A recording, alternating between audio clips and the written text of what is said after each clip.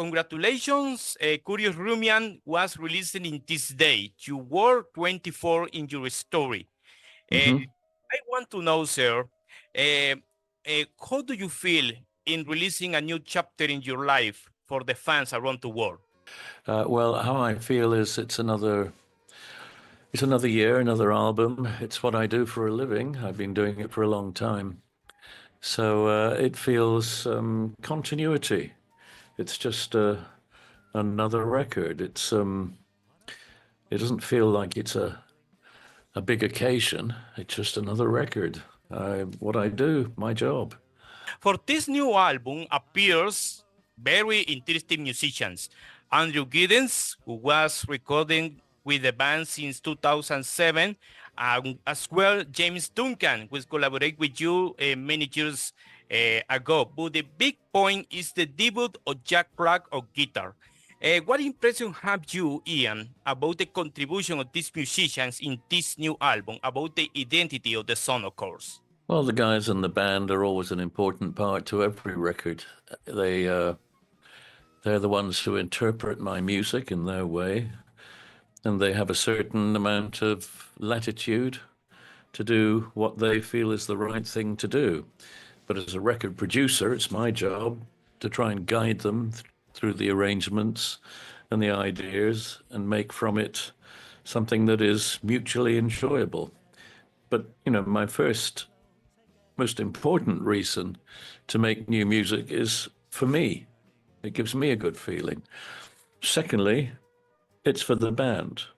Thirdly, it's for the audience, the record buyers. So the band are important, but, they are the guys they're on my football team. We are a team working together. Thank you very much for your answer, Ian. It's very interesting, this point of view about the last answer. By the way, this is your first album in releasing in format 5.1 in Dolby Atmos, by mixes released by Bruce Soord. What experience had you in working in this type of production like this, in format Atmos? Do you think that these formats offer a new way to experience in your music? Well, it's not... Dolby Atmos is basically a system of surround sound that was developed for use in movie theaters to give an immersive surround experience. The way in which it goes beyond 5.1 is interesting.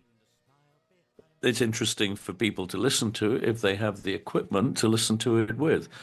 But to set up a full Dolby Atmos compatible system in your home is going to cost you quite a lot of money, and you have to have the expertise, and indeed you have to have the kind of room that makes sense for you to listen to that music in. So most people don't have that kind of a room in their house, and they don't have the money to pay for that sort of equipment. So it's a very small percentage of people who will hear the full experience of Dolby Atmos in their own home. Back in 1974, we were working with a surround sound system, which was, basically 4 channels, 2 in the front and 2 behind. And that was the very beginning of that experience. And I mixed several albums, I think 4 albums I mixed back then in that quadraphonic sound, as we called it back then, 4 channels. But, people weren't really ready for it. People didn't have the equipment to listen to it, and the technology, the hardware and the software wasn't really exploited to that degree. But, my experience goes back to 1974 with surround sound. These days, I prefer to leave it to other people to do the mixing of surround sound, because I don't have that equipment in my home. I don't even have a record player, so I can't even play the vinyl. But, that's not an area that I feel I have to control. So I'm very happy for Bruce or for Stephen Wilson or whoever it might be to do surround sound mixes of Jethro Tull music. They're very experienced, and they're younger than I am, so they have younger ears. I had a quick parenthesis. I had a special guest here in my house who once sends a hi to you in this day. Let me introduce you, my friend Mauricio Zarruk is a huge fan of you from Honduras, Central America. Mauricio. Hello there. Ian Anderson, Mauricio Zarruk. Hello, Mauricio. How are you doing? Hello, Mr. Anderson. You were saying your name is a pivotal moment in my life. Thank you so much for the time. First of all, my credentials. I don't know if you can see your screen. Here we have the official Jethro Tull, the Ballad of Jethro Tull. I'm a yes, you do. And I appear on the Lend Me Your Ears fan book. Maybe you can see it. I am. Yep. So I just wanted to show you, you're talking to a lifelong fan. Jethro Tull is my favorite band. Thank you for your time. I'll start with a few questions. I also own the Steven Wilson's editions of Jethro Tull's past albums. And one thing that has come to my mind that has caused me certain impression is that you don't regard some songs as being as great as maybe some fans do, and they didn't even appear as official tracks on certain albums.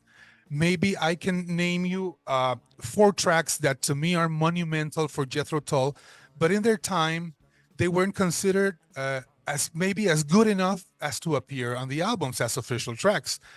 The first one of them is Crossword. A Small Cigar is another one.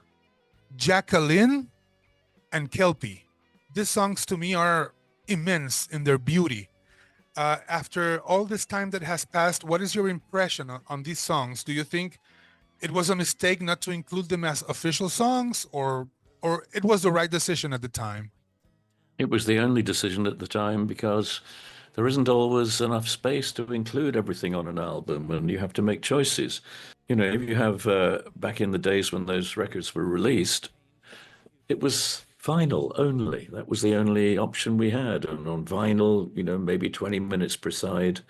So perhaps we had, perhaps we had 50 minutes worth of music from some additional songs we'd recorded. And we had to pick songs that would fit on the album. And they were chosen not because, in my view, they were always the best ones and the ones that were left off were not so good. It was because they had to fit in to be a balance of music on that particular record. And so it might have been there were similar songs on the record that were maybe too close and feel a priority on that particular album. But it's not because I felt they were not good enough. It was just that they didn't fit on the record physically. We couldn't put them all on a vinyl record. These days, obviously we can have longer playing times. Not on vinyl, but certainly longer playing times of it. You're only thinking about CDs. Yes, sir. I understand. And that's a great explanation. It's good to hear it from you that it's not that they were necessarily not good enough songs. Because as I tell you, for me, these songs will make me company for the rest of my life. They're so beautiful. On to the next question. In 2016, the Nobel Prize in Literature was awarded to Bob Dylan, as you may know. To me, it was a surprise. It was the first time in the Nobel Prize history that it was awarded to a musician who writes lyrics for songs. When I heard the news, I thought to myself, have you ever heard Ian Anderson's lyrics? I think they have the quality for a prize like the Nobel Literature Prize. What is your take on this Nobel Prize granted to Bob Dylan? And would you accept such a prize if it was granted to you? I think you deserve it for the quality and the immense beauty of your lyrics. But I would like to hear from you. What are your thoughts about it? It's not for me to say whether or not it was good for Bob Dylan to receive that as opposed to somebody else. It's not my opinion, and that doesn't matter. But when it comes to prizes, that's not something that really has a lot of appeal to me either. It's nice to be given some kind of recognition, but I'm not a person who wants prizes. Having gold albums or prizes for something or awards for lifetime achievement of whatever it might be. It's nice to have, but it's not something important to me. And I don't exhibit those things in my home. I mean, I have some gold records and platinum albums and various awards, but they're not visible in my house because I don't need those kind of a thing to make me feel good when I wake up in the morning.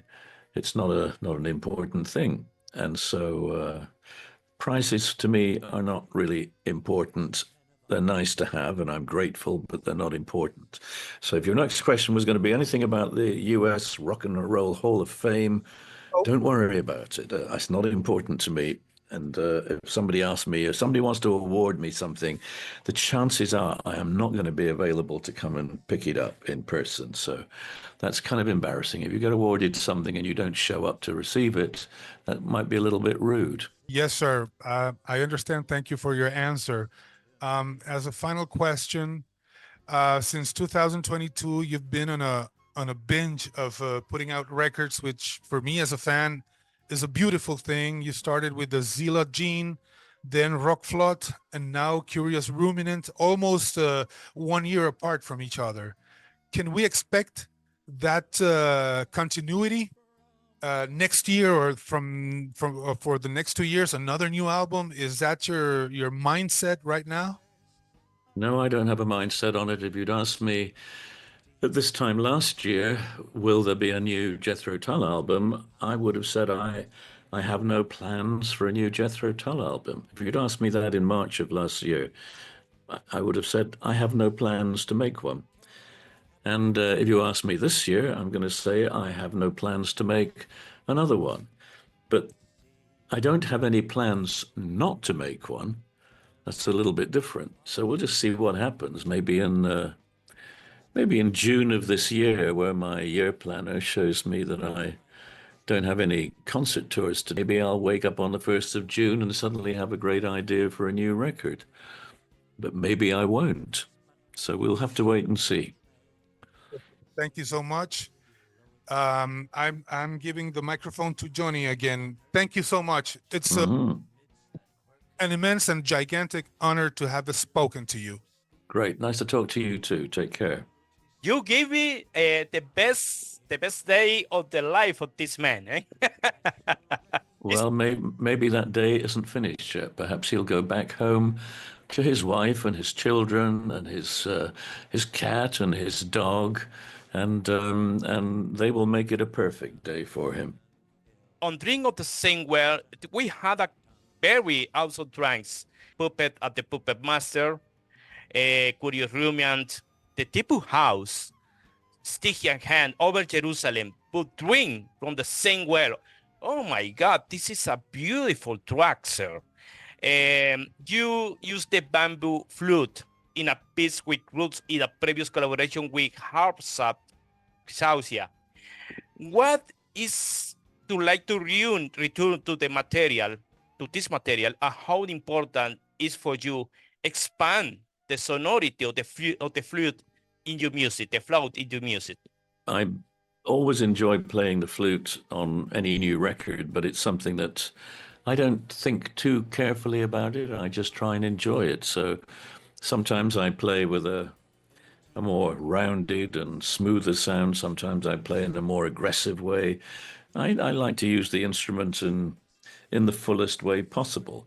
I don't have one single style or one single preference for the way that I play the flute.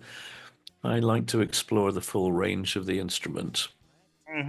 Thank you very much. This new album, in this case, Curious Ruminant, had a lot of reference and many greatest literatures. In this case, Shakespeare, Descartes, in many songs, like example, Dunsink Hill, and tradition such and St. George's Day at the Tipu House. How does the literature influence the creative process of Curious Ruminant, and what stories have inspired you over the years, Ian? Well, there are various traditions and aspects of different cultures that are useful to me when it comes to writing song lyrics, and I I like to draw upon different influences and different ideas. So I read, I learn, I visit different places in the world, and sometimes I include those elements in the songs that I write. But they are details. They're not perhaps so fundamentally important to the song, but they are interesting detail.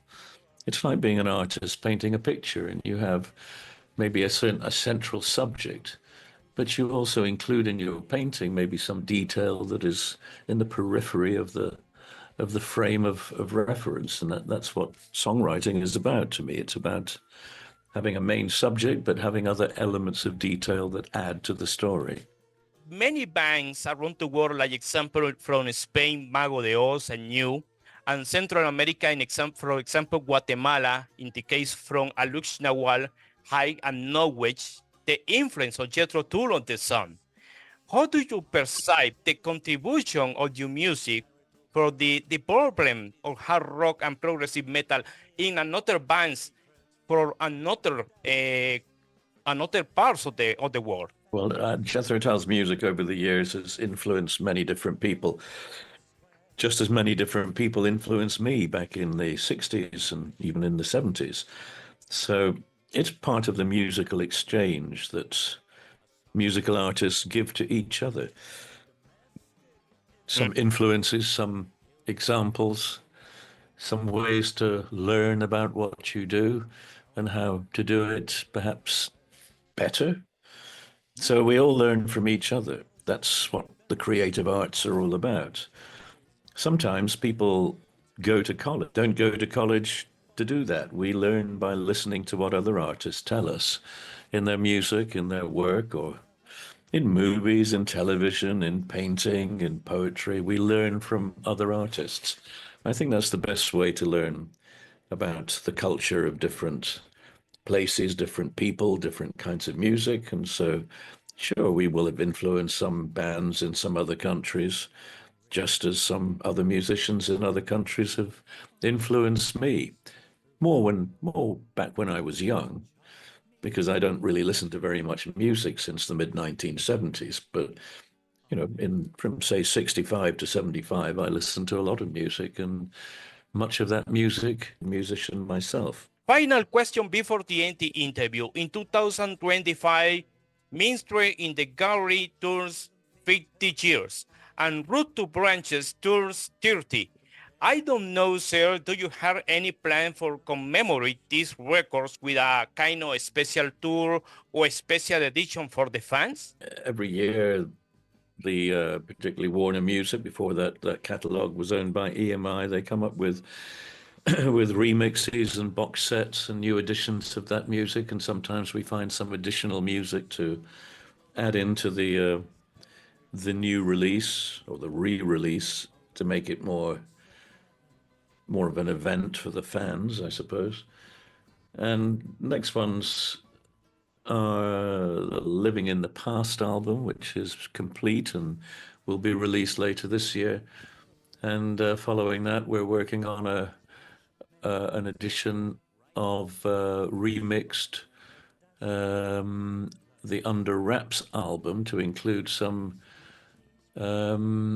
alternative drums, because the original album used a primitive drum machine. So we're going to make that sound a little bit more natural and organic by replacing the drums. But the original mix will be available along with the remix and then the surround sound mixes, etc. That will be in 2026. And beyond that, we're looking at doing Crest of a Knave, which is another one that we will also be reworking and replacing some of the drums on that album.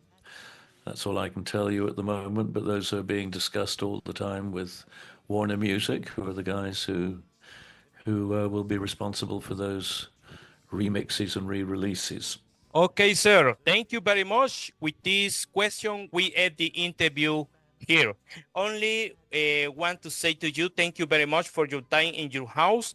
The best wishes with this new album, and we're looking forward to enjoy the tours with the fans around the world with Curious Ruminant. Again, you're the best, and we're looking forward to talk again in the future, or perhaps come to our region here in Central America and shake your hand in person. In same way to Mauricio, that have a big smile in this day with this start with you. Great. Well, nice to talk to you too. Take care, and I hope the sun is shining where you live. And we'll speak to you again one day. Take care. All the best. Bye-bye.